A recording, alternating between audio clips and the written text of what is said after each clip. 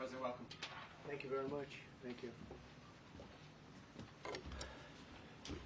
I'd like to request a moment of silence for the victims and their families, please.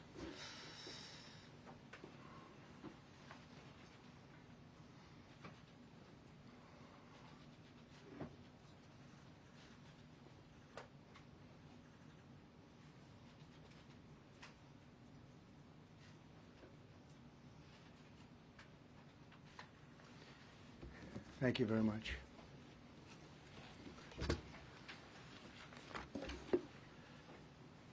I speak to you this morning in an hour of anguish for our nation.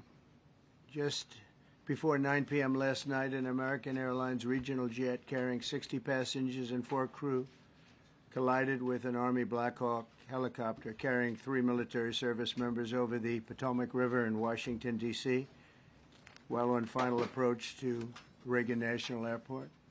Both aircraft crashed instantly and were immediately submerged into the icy waters of the Potomac. Real tragedy.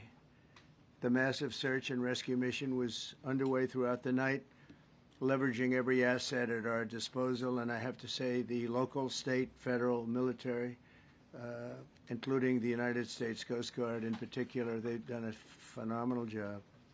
So quick, so fast, it was mobilized immediately.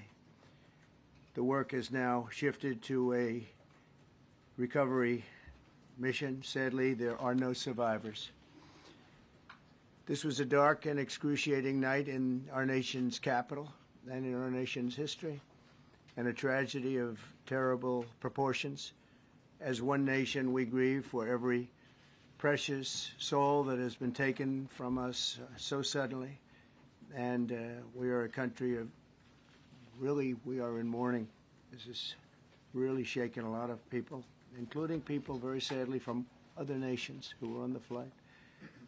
For the family members back in Wichita, Kansas, here in Washington, D.C., and throughout the United States and in Russia, we have a Russia contingent, some very talented people. Unfortunately, were on that plane. Very, very, very sorry about that. Whose loved ones were aboard the passenger jet.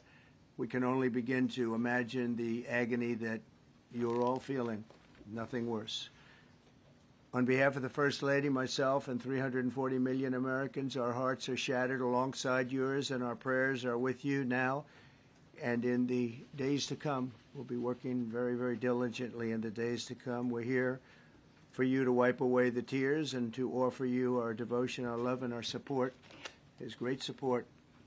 In moments like this, the differences between Americans fade to nothing compared to the bonds of affection and loyalty that unite us all, both as Americans and even as nations. We are one family, and today we are all heartbroken. We're all searching for answers. That icy, icy Potomac, it was a cold, cold night, cold water.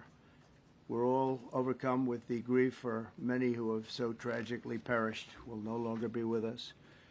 Together we take solace in the knowledge that their journey ended not in the cold waters of the Potomac, but in the warm embrace of a loving God. We do not know what led to this crash, but we have some very strong opinions and ideas, and I think we'll probably state those opinions now. Because over the years I've watched as things like this happen, and they say, well, we're always investigating, and then the investigation 3 years later, they announce it. We think we have some pretty good ideas, but we'll find out how this disaster occurred, and we'll ensure that nothing like this ever happens again. The FAA and the NTSB and the U.S. military will be carrying out a systematic and comprehensive investigation. Our new Secretary of Transportation, Sean Duffy, his second day on the job when that happened. It's a rough one. We'll be working tirelessly. He's a great gentleman. The whole group these are great people, and they are working tirelessly to figure out exactly what happened.